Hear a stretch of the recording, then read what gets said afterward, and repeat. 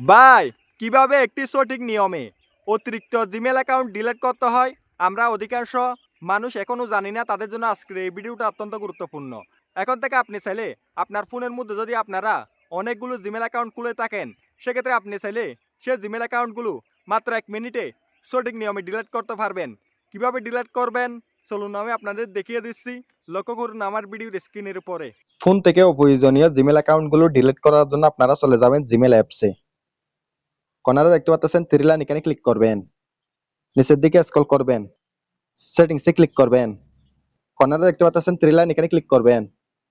Manage accounts, এখানে click করবেন। এখন এখানে আপনার ফোনের মধ্যে থাকা সমস্ত জিমেল অ্যাকাউন্ট আপনি দেখতে পারবেন। এখন এখান থেকে আপনি যে জিমেল অ্যাকাউন্টটা ডিলিট করবেন সেই জিমেল অ্যাকাউন্টের উপরে ক্লিক করবেন। রিমুভ অ্যাকাউন্ট, এখানে ক্লিক করবেন। আবারও রিমুভ অ্যাকাউন্ট, এখানে ক্লিক করবেন। এখন কিন্তু সাথে সাথে আমার জিমেল অ্যাকাউন্টটা ডিলিট হয়ে গেছে।